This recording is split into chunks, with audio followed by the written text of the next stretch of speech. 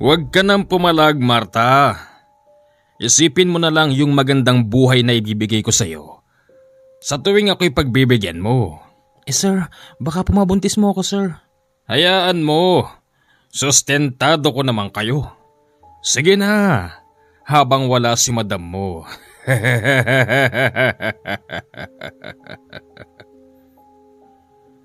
Palaging inaangkin ng amo niya ang kanyang katawan.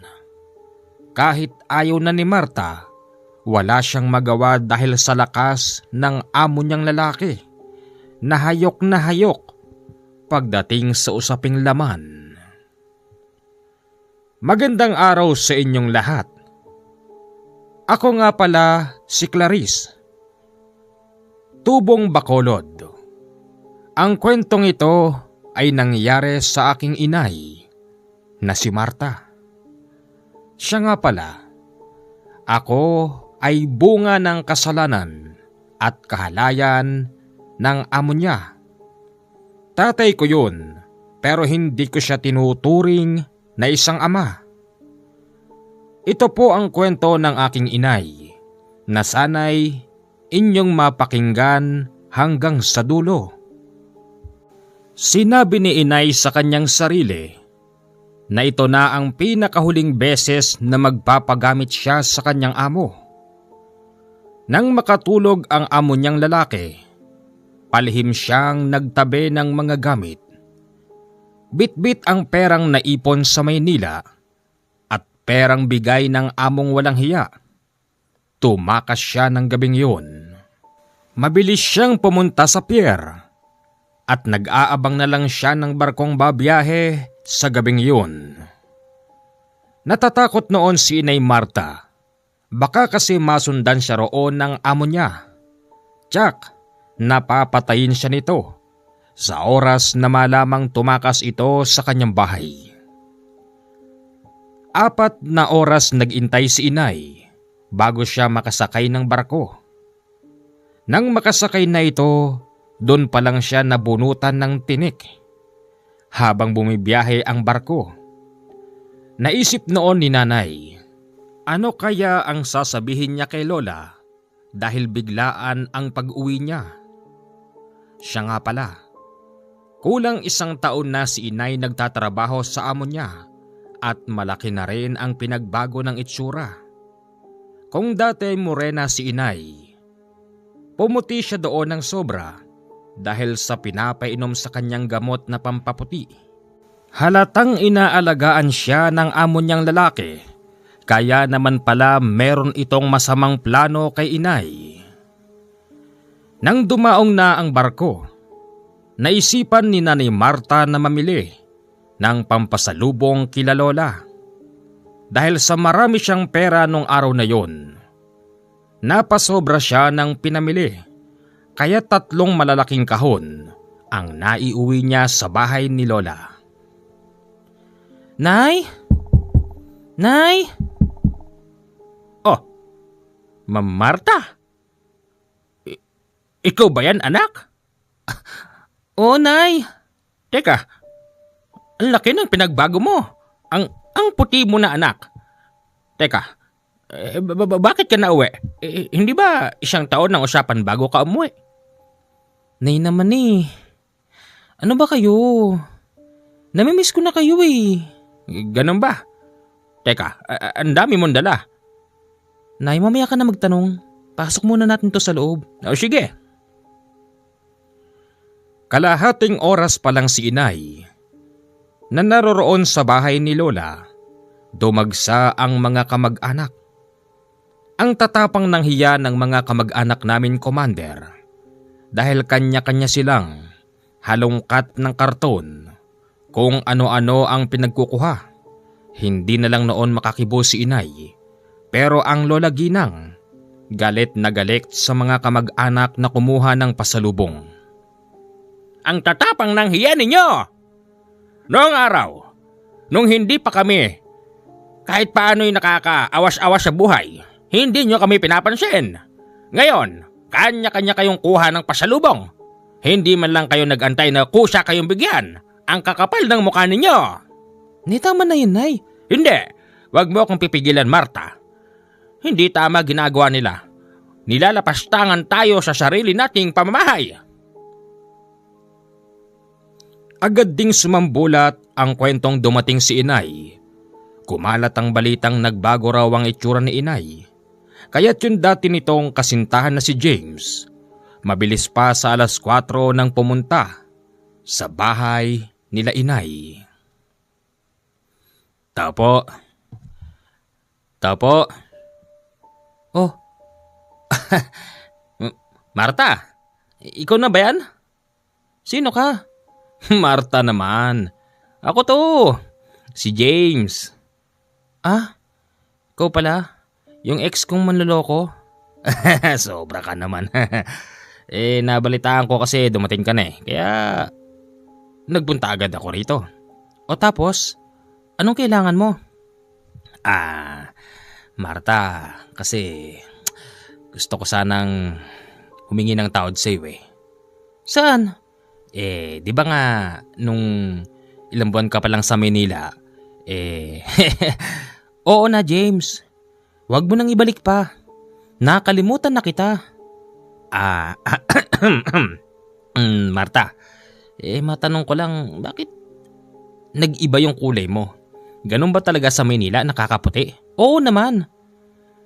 Iba tubig dun Iba rin ng sabon. Ganun ba? Kaya pala lalo kang gumande. Siya nga pala, Marta, may balita ako sa iyo Ano yun? Single na ako ngayon.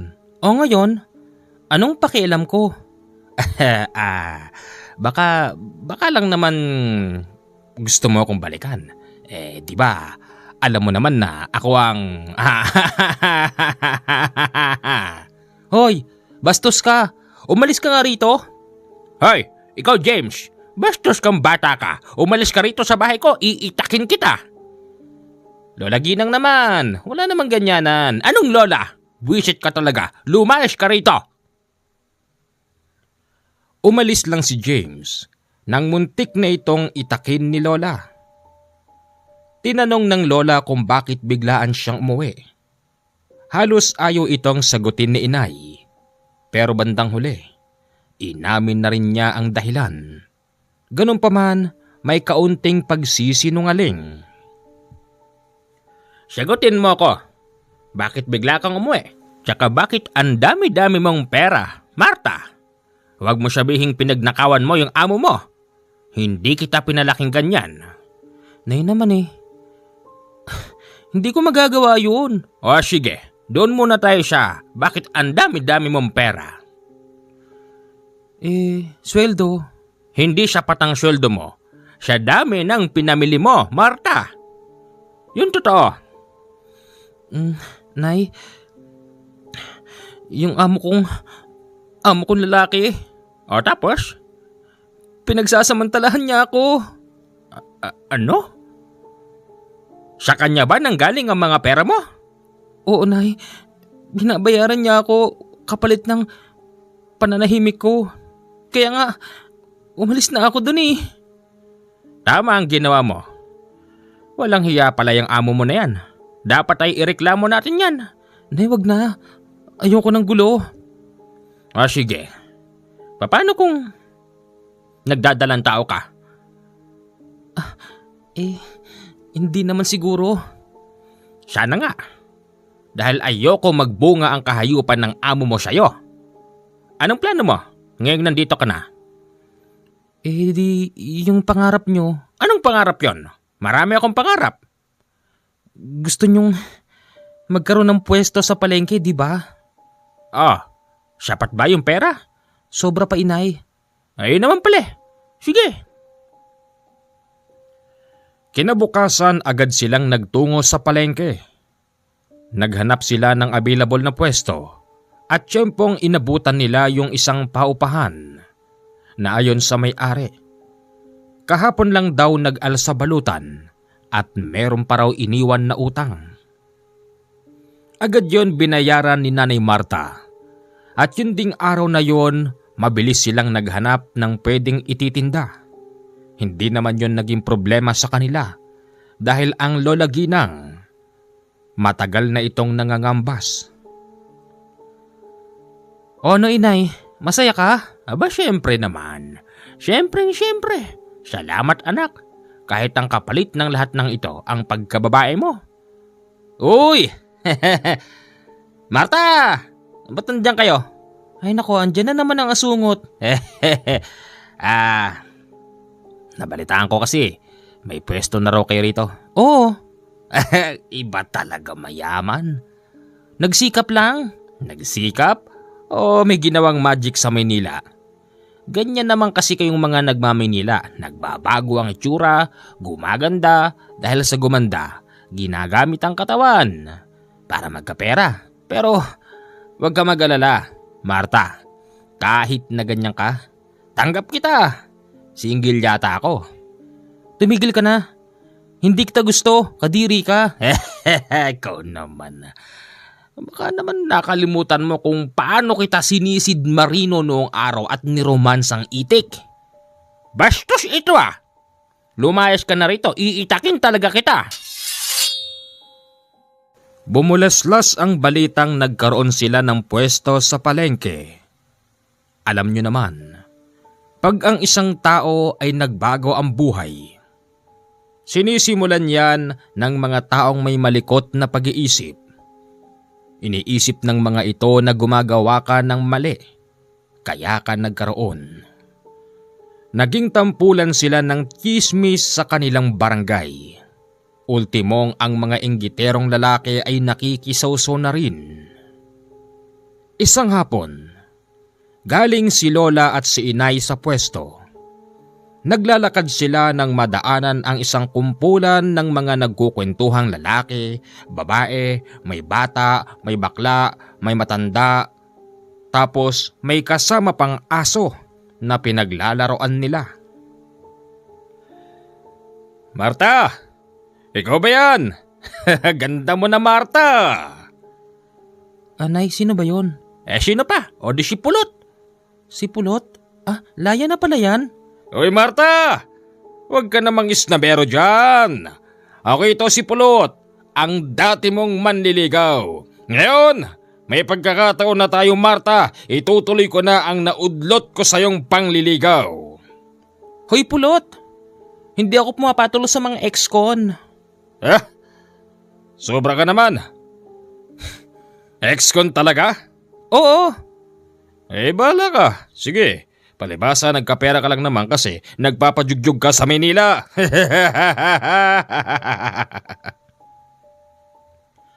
Nasaktan si Inay sa sinasabi ni Pulot.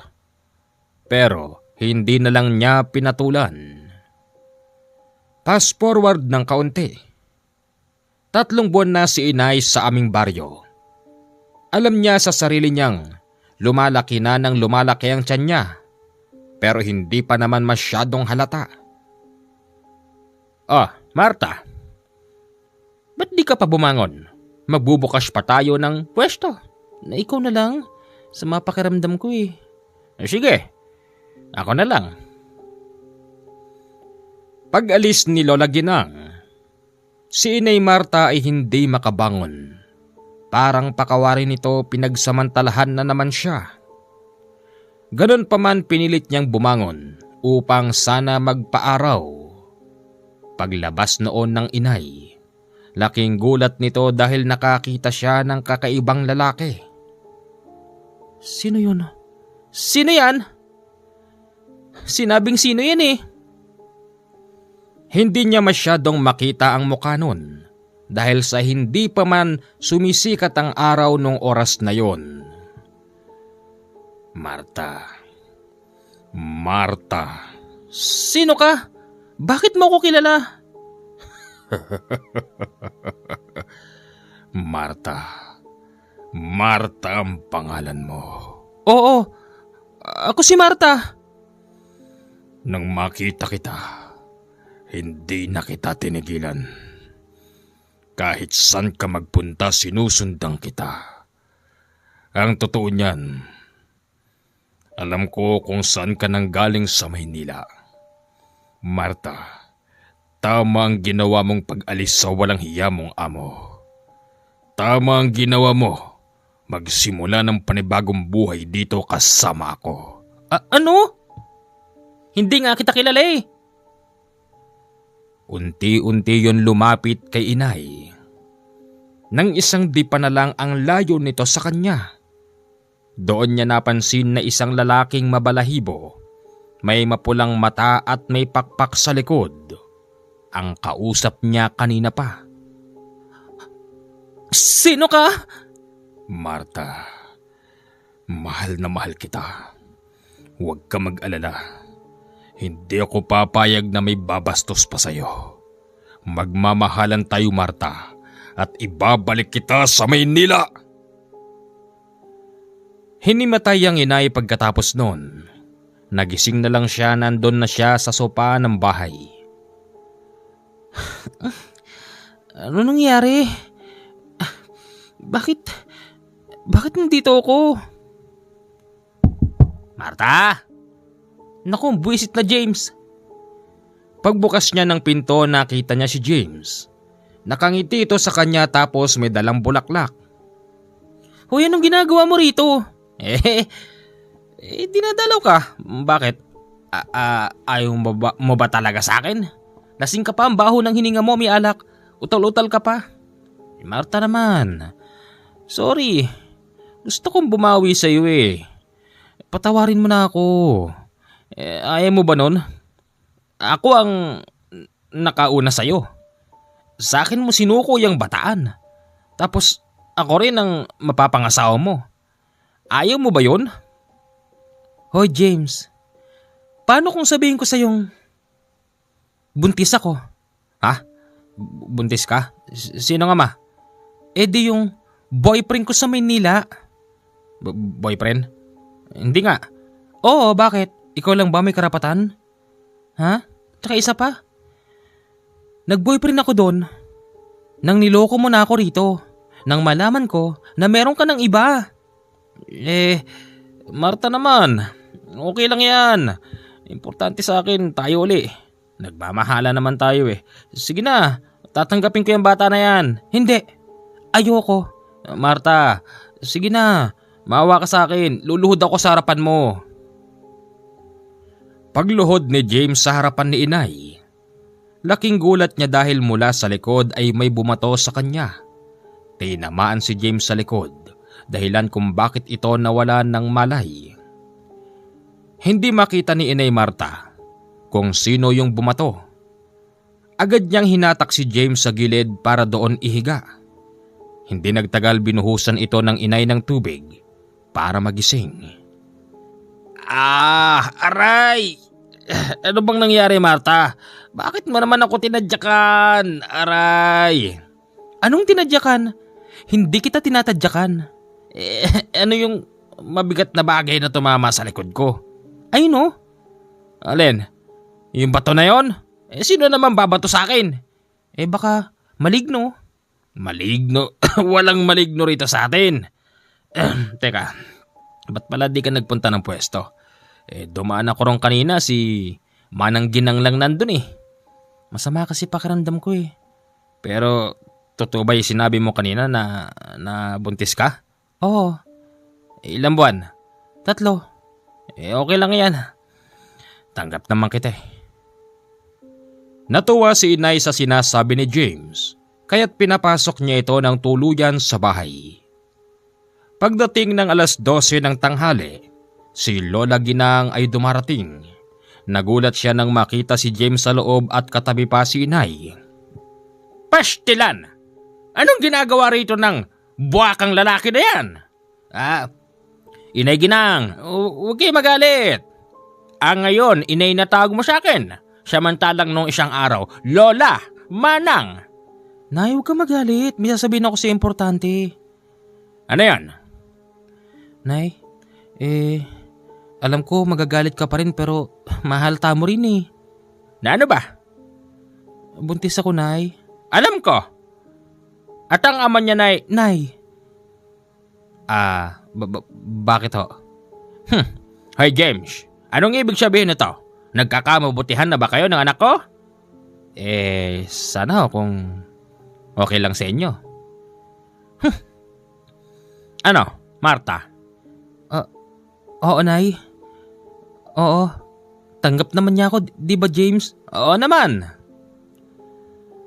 Nang makumpirmang sila na ulit, laking gulat nila dahil ang bubong ng bahay may bumato ng sunod-sunod.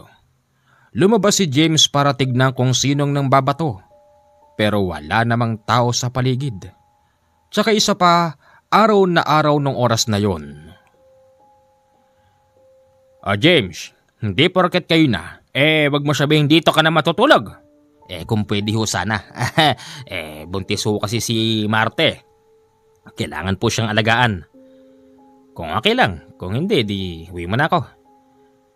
Dito ka na lang, James. Hindi, umuwi ka sa inyo. James, dito ka na lang. Ano ba, Marta? Parang ang baba naman ng lipad mo. Nay, basta meron akong dahilan. Dahilan ang sabihin mo. Namimiss mo na majugjog. Kaya gusto mong makatabi rito ang lalaki na yan. Si Nanay Ginang naman buntis ho yung anak nyo. Bawal ang ganun. Siya nga naman, Nay. Dito ka na lang. Sige na, James. Ayaw palisin ni Inay kasi nga alam niyang may nagpapakita sa kanya. Isang lalaking mabalahibo na mayroong mapulang mata at may pakpak na parang sa paniki. Bandang 10:00 na ng gabi, hindi pa tulog si Inay. Samantalang si James, naghihilik na nung oras na yon. Napakainit ng panahon, kaya binuksan niya ang bintana. Tapos kasabay noon, yung umaalingasaw na napakabaho na parabang nabubulok na laman na ewan. Ay, Marta! Nay? Ano ba yung mabaho na yon? Hindi ko alam. May nagtapon yata sa atin ng patay na hayop. Mukhang may naiinggit sa atin.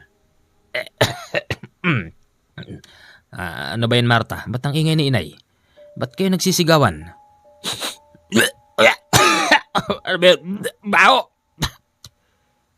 Lumabas si James para tignan kung saan nanggagaling yung mabaho. Naikutan na nito ang buong bahay, pero hindi niya makita kung saan ba yun nanggagaling. Ano nakita mo?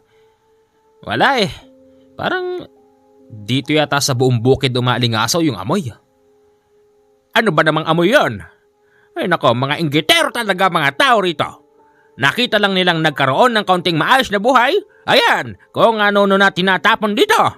Sa oras malaman ko kung sino nagtapon ng patay na hayop dyan, iitakin ko talaga kayo.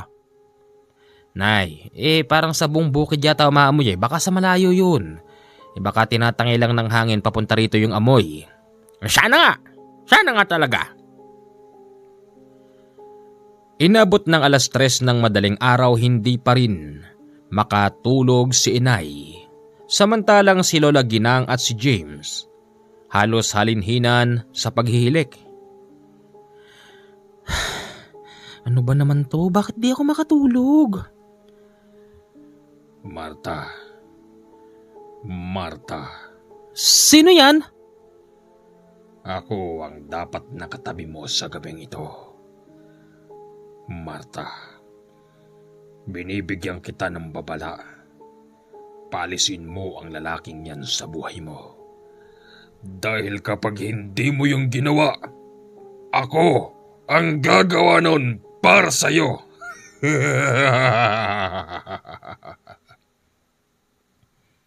Napasigaw ang Inay dahil sa boses na yun. Nagising din si James at tinatanong niya kung ano bang nangyari. Ano ba nangyari sa'yo? Bakit ka sumisigaw? James, kaya ayaw kita ang paalisin dito. Kaya tinanggap na rin kita kasi may halimaw. Anong halimaw? Marta naman walang halimaw dito sa atin. Meron! Ano ba nangyayari sa'yo ha? Meron ka bang di sinasabi sa akin? May nagpapakita sa akin. Lalaking mabalahibo yung mukha. Mapula yung mata tapos may pakpak na parang sa paniki. Ha? Totoo? Ano yun? Aswang? Aswang ba yun? Oo yata Hindi na rin nakatulog si James nung oras na yon hanggang sa sumikat na lang ang araw. Marta, pupunta na ako. Magpahinga ka na lang dyan, ha? Oo, Nay. Nay, ihatid ko na ho kayo. Hindi na. Kaya ko ang sarili ko. Sige ho. Bantayin mo ang anak ko, ha? Opo, wala akong problema. Nagluto ng umagahan noon si James, habang ang inay Marta nagwawalis sa paligid ng bakuran. Nang mapatapat siya sa malaking puno, bigla siyang napatingin sa bandang itaas. May tao kasi ron, taong nakaukyabit at nakapabaligtad. Tumutulo ang laway nun. Kung hindi nga nakalihis si inay, tiyak na napatakan siya ng mabaho nitong laway. Ikaw? Ikaw na naman? Sino ka ba? Marta, sinong kausap mo dyan? Tinuturo ni inay yung nakaukyabit doon. Mabilis naman tumakbo si James papunta sa kanya, hawak-hawak ang isang itak na kalawangin. Nang muling lingunin ni inay ang nakaukyabit, wala na ito sa puno. Ano ba yon? May nakasabit na malaking ibon kanina na may mukhang tao. Ha? Wala naman ah. Meron James, maniwala ka sa akin. Marta, wala nga. Baka dala lang yan ng pagbubuntis mo, Marta. Hindi ko alam. Dahil sa hindi ito nakita ni James, ipinasok niya si inay sa bahay. Iyak pa rin ng iyak si nanay kasi hindi niya makalimutan ang pangit na pagmumukha nun. Nang tuluyan ng sumikat ang haring araw, kumain na sila ng umagahan at niyaya ni inay si James na magpunta sa palengke upang baunan si Lola. Oh, bakit nagbaon pa kayo? Si Marta po para bang takot na takot sa bahay. Gusto niyang umalis doon. Sabi ko nga wag na kasi nga yung tiyan niya. Nay, dito na lang ako. Ayoko na umuwi roon. Bakit ba? May nagpapakita sa akin lalaking mabalahibo. Ganun ba? Ano yon? Aswang? Yun nga po hinala ko, Nay. Baka nga po aswang yun. Ganun ba? Hayaan mo. Pupunta tayo kay Tata Ponso mamaya. Sino naman si Ponso? Si Tata Ponso. Albularyo yun sa kabilang baryo. Oh, kilala pala na James Siyempre naman, Nay. Sino bang hindi nakakakilala sa matanda na yun? Mahusay na albularyo yun. Pagsapit ng 4:30 ng hapon, hindi muna sila umuwi sa bahay. Sakay ng inarkilang tricycle, nagpunta sila sa kabilang baryo. Pagdating doon, nakita nilang may mga taong nakapila. Nako, daming tawa. Magantay tayo. Irespeto natin ang mga nauna. Isang oras lang ang lumipas. Sila na ang susunod sa pila. Agad silang tinawag ni Tata Ponso. Okay, John! Dito! Tuloy kayo! At kayo ng pinakahuling pasyente na titignan ko. Tata Ponso, magandang gabi. Ikaw pala yan, Ginang. Napadpad ka rito. Anong meron? Tata Ponso, magandang gabi ho. James po. Kaya ho kami nandito kasi yung asawa ko, patitignan ko sana. Asawa mo? Ikaw? Nakapag-asawa ka pa ng lagay na yan? Tata Ponso naman. Huwag mo namang laitin ang pagkatao ko. Ito na nga yung asawa ko Ganun ba? Ano ba nangyayari sa'yo iha? Tata Ponso, albularyo ka diba? Oo naman. Naniniwala ka ba sa aswang? Aswang? Bakit? Tata Ponso, may nagpapakita raw sa kanya na lalaking mabalahibo, mapula yung mata, may pakpak na kulay itim, parang ganun daw sa paniki. Ganun ba? Hindi ako naniniwala sa mga aswang. Makakalis na kayo. Ponso, ang sabihin mo takot ka lang. Takot ka sa aswang. Albularyo ka nga pero takot kang humarap sa laban. Tata Ponso, wag mo naman kaming pagtabuyan. Wala kaming ibang malalapitan kung hindi ikaw lang. Tata Ponso, kung natatakot ka, andito kami. Tutulong kami. Sige na ho. Sige. Pero kung ano mangyari, hindi ko kayo sagutin, ha? Ano ba nararamdaman mo? Wala naman po. Wala naman pala eh. Bakit nagpunta kayo rito? Ang gusto namin malaman, Tata Ponso, kung bakit sinusundan siya ng aswang. Abay, hindi pa ba understood ang mga bagay na yon? Hoy, makinig ka sa aking maigi, James. Ang mga aswang, kumakain yan ng buntis. Okay? Malamang isa yan sa dahilan. At isa pa, James, makinig ka. Mabango ang mga buntis sa pang-amoy ng mga yon. At kahit saan ka magpunta, susundang kanila. Tata Ponso, paano kung sinasabi niyang gusto niya ako? Ano? Sinasabi niya yon, Marta? Oo. Ganun ba? Teka nga, sandali lang. Pumasok ang matanda sa kwarto. Paglabas, meron itong dalang bote. May dalang kulay puting papel. Anong ginagawa niyo? Di tatawasin ko siya. Tinawas noon si Inay Marta. Ang nakita raw doon, isang lalaking maputi. Lalaking maputi? Sino ho yun? Siya! Siya yung aswang. Marta, may kilala ka bang ganon? Meron, pero sa Maynila pa yun eh. Sa Maynila nga. Sinundan ka ng aswang papunta rito. At kung hindi ako nagkakamali, madalas mo siyang nakakadaupang palad sa Maynila. Sabihin mo nga sa akin, Marta. Kilala mo ba siya? Ano ang pangalan ng tao na yon? Hinalukay ni Inay sa kanyang isipan kung sino ba yung taong yon hanggang sa kanyang napagtanto. Ito yung kaibigan ng amo niyang walang hiya. Natatawagin natin sa pangalan na Jordan. Jordan! Jordan ka mo ang pangalan? Opo. Kaya pala magmula Maynila hanggang dito sinundan ka. Patay na patay sa yon. Ang tanong, siya ba ang ama niyan? Hindi ho. Huhulaan ko. Pero alam ko na. Wag na ho. Sino? Sabihin mo sa akin. Tatapon siya. Sino? Sino ho? Ayaw sanang magsalita ni Tata Ponso dahil kinikindatan siya ni Inay. Pero napilitan na rin ito. At sinabi niyang, ang ama raw ng dinadala ni Inay, walang iba kundi ang aking amang walang hiya na nanghalay sa kanya sa Maynila. Parang bumagsak ang mundo noon ni James nang malaman niyang bunga pala ng pangwawalang hiya sa kanya ng amo ang pinagdadala ni Inay. Tata Ponso, sabihin na po nating ganon nga ho. Ngayon po, meron ho bang magagawang paraan para yung lintik na aswang na yon, kalimutan yung asawa ko? Wala tayong kayang gawin doon. Ibig niyong sabihin, kahit pangontra man lang, wala? Wala ako maisip.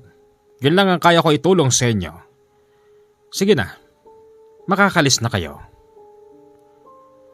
Lalabas pa lang sana sila ng bahay ng albularyo nang biglang sunod-sunod na namang kumalabog ang bubong. Lumabas ang matandang albularyo at nagsisigaw. Sinong bumato ng bahay ko? Aba, talo-talo na ba tayo? Mga walang hiya kayo ah! Huwag mo silang tulungan kung ayaw mong mamatay. Ha? Sino yun? Sino yun? Asan ka? Laking gulat ni Tata Ponso. Malapit lang pala sa kanya yung nagsalita. Wala siyang ibang nakita kung hindi yung umiilaw na mata nito. Aswang! Aswang! Nagtatakbo si Tata Ponso papasok sa loob. Tapos sila Inay ay pilit na pinapalayas. Ano ba, Ponso? Ano bang nangyayari sa'yo? Lumalis na kayo! Lumayas na kayo! Tata Ponso, Tapos na ho ba gamutan? Tapos na. Ayokong manghimasok sa problema nyo na yan. Umalis na kayo, pakiusap. Pinagtulakan sila ni Tata Ponso hanggang sa makalabas na sila ng bahay. Pag-uwi nila, ang sabi noon ni James, uuwi daw muna ito sa kanyang bahay upang pakainin ang mga alaga nitong kambing. Uuwi ka? Bilisan mo ha? Babalik din ako agad. Pag-uwi ni James, maski isa sa kambing niya wala siyang inabutang buhay. Lahat ng mga yon bulagta sa lupa. Wakwak ang mga tiyan at walang laman loob. Diyos ko, sinong may gawa nito? Nagwala si James nung oras na yon. Kumuha ng itak at naghahamon sa labas ng bahay. Sinong kumatay sa kambing ko? Talo-talo na ba tayo? Mga walang hiya kayo ah. Hoy James, pare! Ano bang problema mo, pare? Anong pare? Ikaw ang kumatay ng kambing ko. Pare, walang kambing dito, pare. Tignan mo na may pulutan namin, sitsirya lang to, pare. Natigil si James nang makitang sitsirya nga lang ang pulutan ng mga manginginom. Bumalik na lang siya sa bahay nila inay upang sabihin ang nangyari. Oh James, ang bilis mo naman yata. Ba't may hawak ka niyan? Panlaban. Panlaban saan? Alam mo, hindi ko pa man nakikita yung sinasabi mo pero natatakot ako eh. Pero andito ako. Poprotektahan ko kayo. Siya nga pala, patay lahat ng kambing. Ano? Sinong kumana? Hindi ko nga ho alam eh. Yung mga nagiinom dun, hindi naman kambing ang pulutan.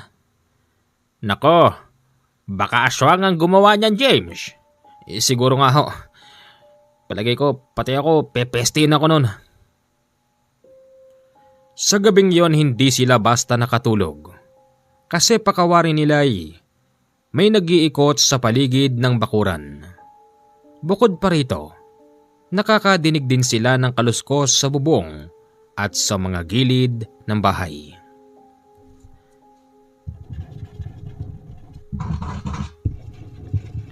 Ano yan? May tao yata?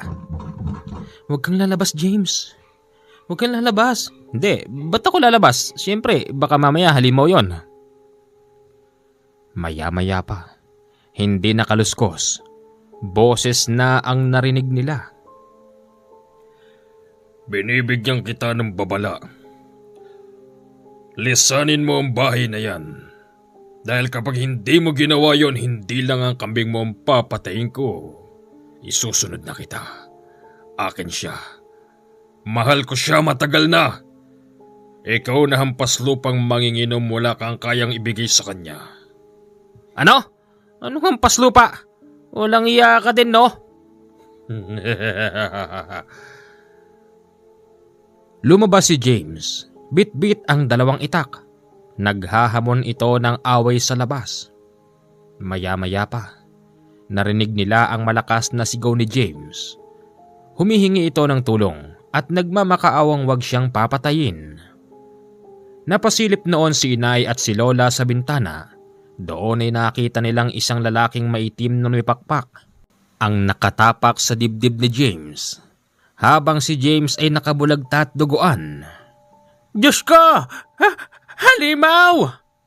Halimaw! Huwag mo siyang papatayin! Nagbigay na ako ng babala, pero hindi kayo nakinig. Pasensyahan na lang tayo. Kitang-kita ni inay at ni lola kung paano winarak ng halimaw na yon ang katawan ni James. Sinimulan sa muka, pababa sa leeg, sa dibdib hanggang sa tiyan. Nahati ang katawan ni James nung gabing yun. Pagtingin nito sa kanila, hawak-hawak pa nito ang bituka ni James. Karugtong nito ang puso hanggang sa buto sa lalamunan. Kitang-kita rin nila kung paano nito nilantakan ang mga laman loob ni James. Hinimatay si Inay Marta nang makita yon. Kaya't ang ginawa ni Lola, sinarado ang lahat ng bintana. Anak, ayos ka lang ba? Anak, gumising ka. Sinabi ko naman sa'yo na akin ka lang, Marta. Papatayin ko ang lahat na mang-aangkin sa'yo.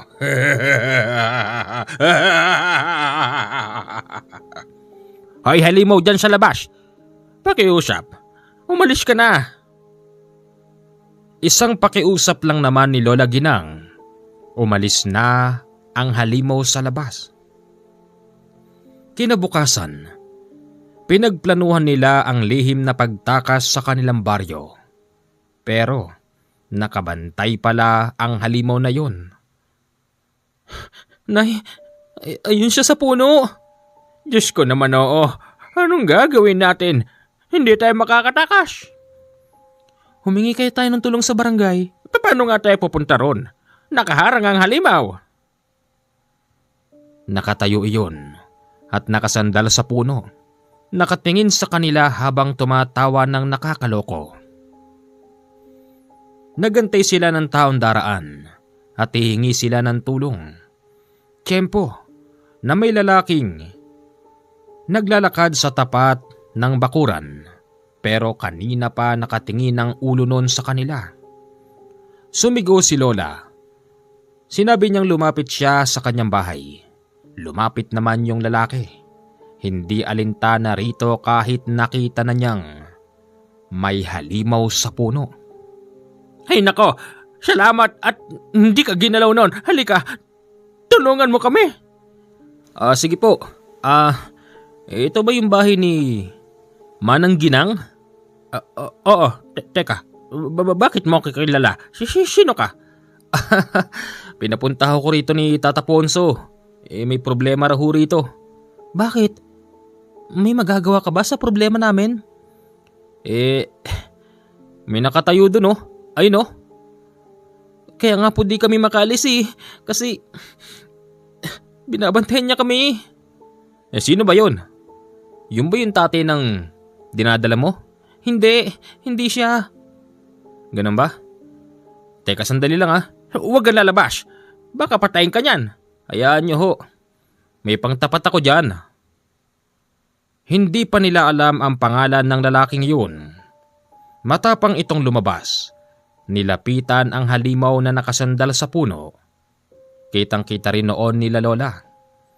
Nang papalapit na doon ng lalaki, biglang nagtatakbo ang halimaw. Oh, wala ka naman palang sinabi. Matapang ka lang sa mga hindi pumapalag sa'yo.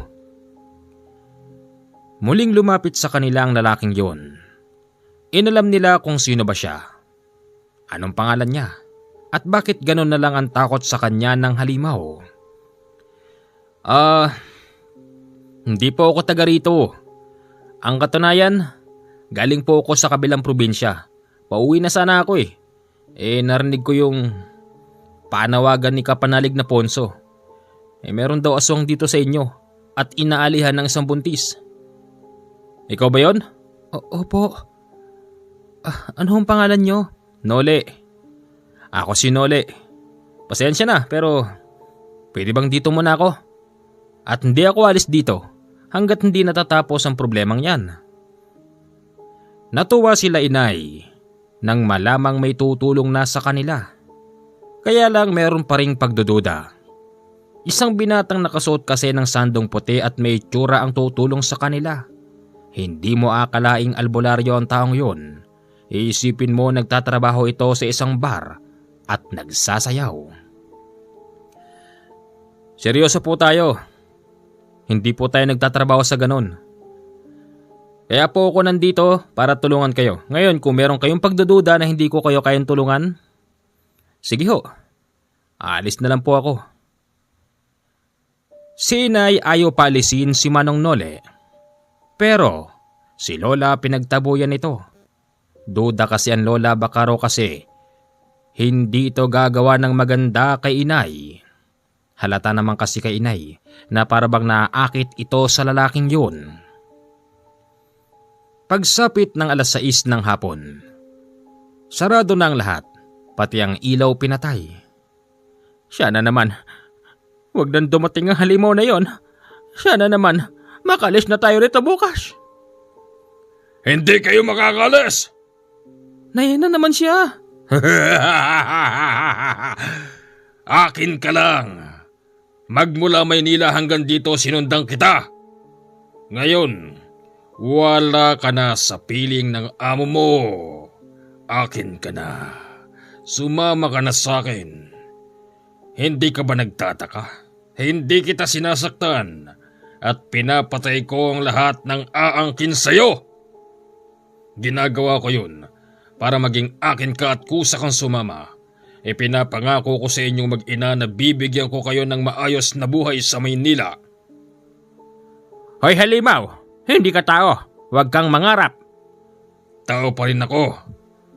Matagal nang nililihim ng aming lahi ang ganitong buhay namin. Hindi ko lubos sa akalain na magagamit ko rin pala ito sa ganitong sitwasyon. Siya nga pala Marta, meron akong sasabihin sa'yo. Yung amo mong gumawa sa inyan, pinatay ko na. Pinatay ko na siya. Maraming dahilan para gawin yun. Hindi lang sa pangwawalang hiya sa'yo, kundi sa pangwawalang hiya na rin sa akin at sa pinagsamang negosyo naming dalawa. Ano? Pinatay mo siya? Pinatay ko na siya. Para sa'yo at para sa akin. Bumalik na tayo sa Manila. Bibigyan kita ng maayos na buhay. Napaisip noon si inay. Baka naman kasi hindi masamang nilalang yun. Baka naman kasi talagang tunay siyang umiibig. Kinausap niya ng maayos si Lola na baka pwede ngang maging sila na lang. Pasensya na po kayo. Sabihin na po nating mahina ang ulo noon ni inay pero naaakit siya. Tsaka isa pa, kilala niya ang lalaking yon. Alam niya na meron itong maayos na pamumuhay sa Maynila. Nagkasundo na ba kayong dalawa? Sasama na ba kayo sa akin? Kilala mo ko, Marta. May maayos akong buhay sa Maynila. Alam mo kung gaano ako kabait. Alam mo yan, kaya ko kayong bigyan ng maayos na buhay at ipinapangako kong hindi na ako babalik sa ganito. Maging akin ka lang. Tila ba nakukumbinse si inay? Ganon din naman si Lola. Kaya't tahasang sinabi ni Lola at ni inay na pumasok ito sa loob ng bahay pero magpalit muna ng anyo. Pagtungtong nito sa pintuan, gulat na gulat noon si Lola. Isang napakagwapong lalaki pala noon. Matipuno, may dimple, matangos ang ilong. Nakagupit sundalo at mapungay ang mga mata. Ikaw? Ikaw ba talaga yung nagsasalita kanina? Ako nga po yun. Isa kang halimaw.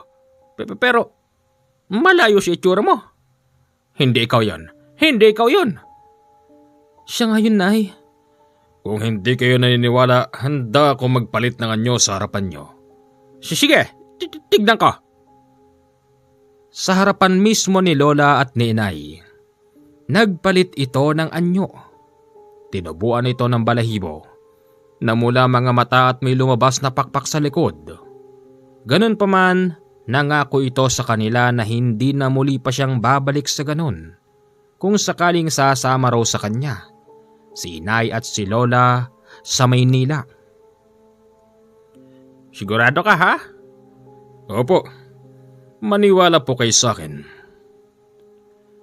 Nang dahil sa pagtitiwala nila, sa gabing yun doon natulog ang lalaking yun, pero hindi niya katabi si inay.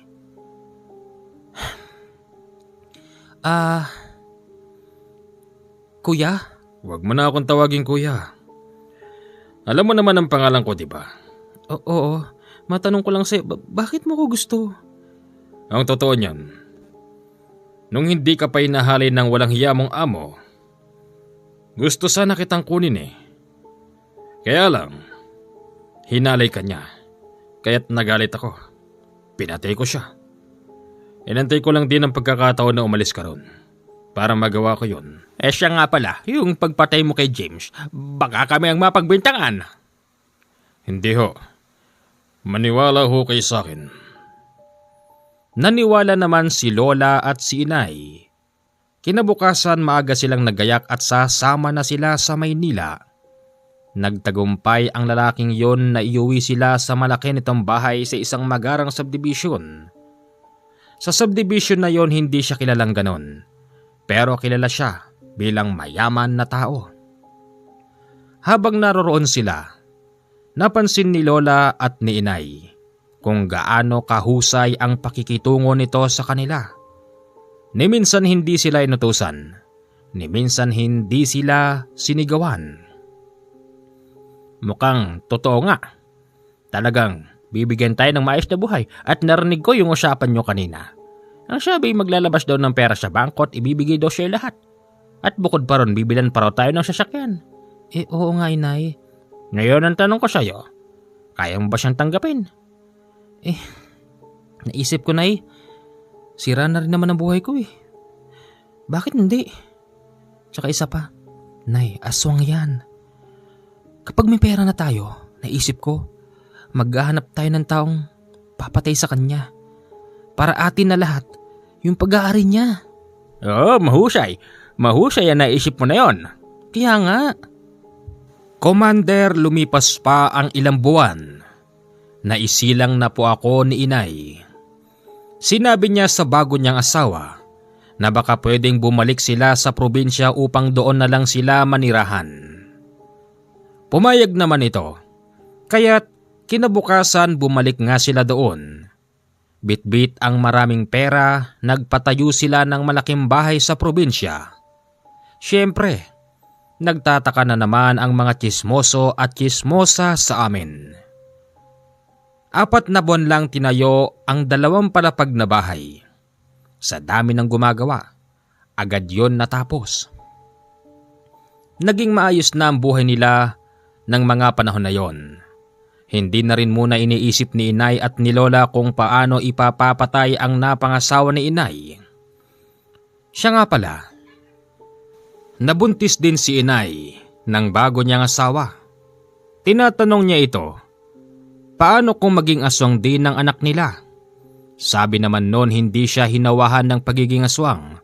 Sa madaling sabi hindi rin magiging aswang ang nasa sinapupunan ni Inay.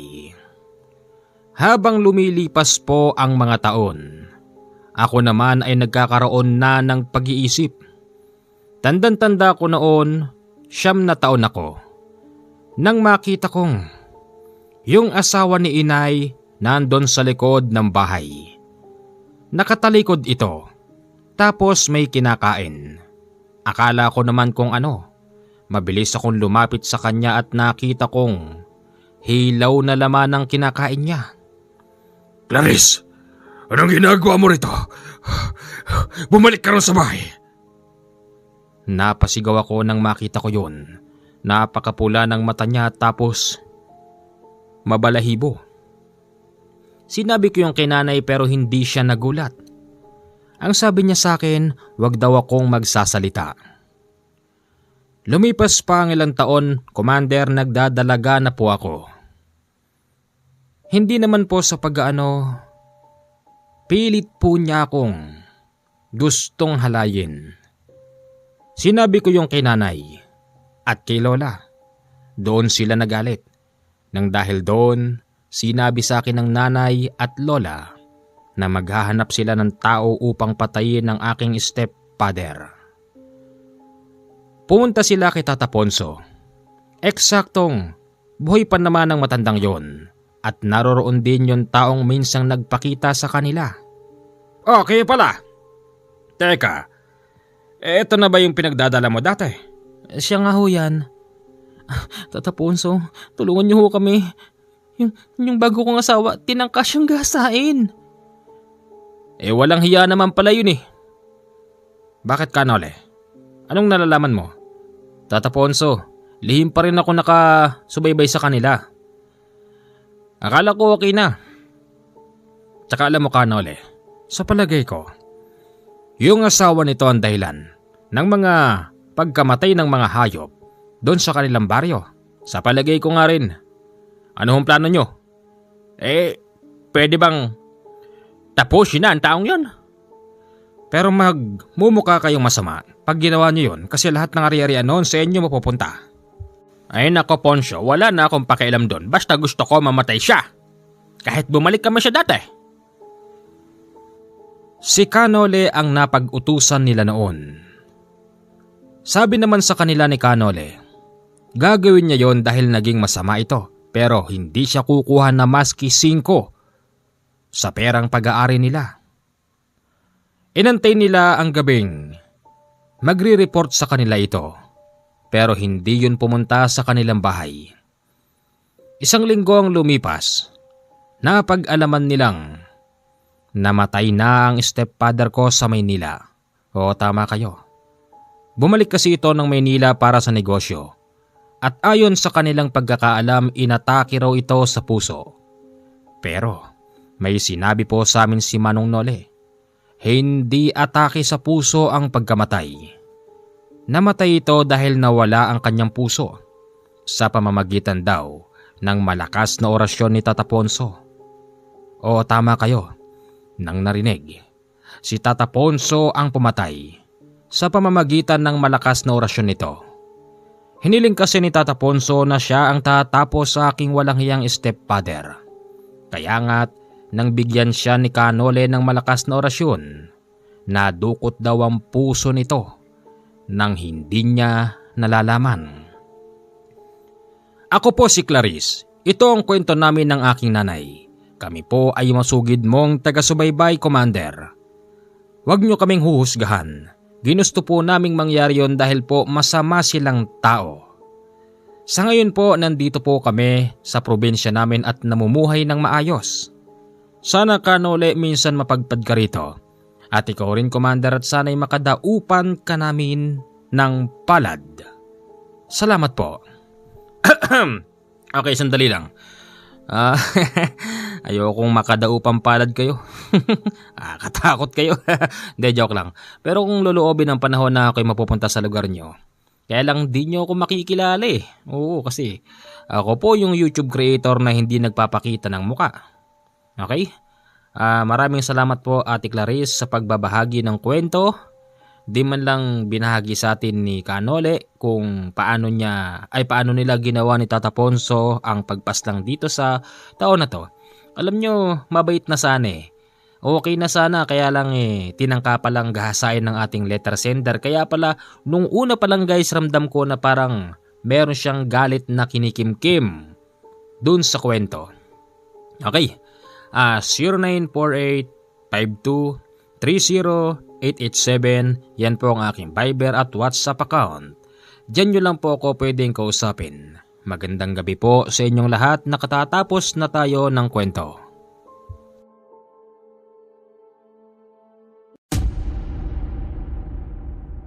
Huwag ka nang pumalag, Marta. Isipin mo na lang yung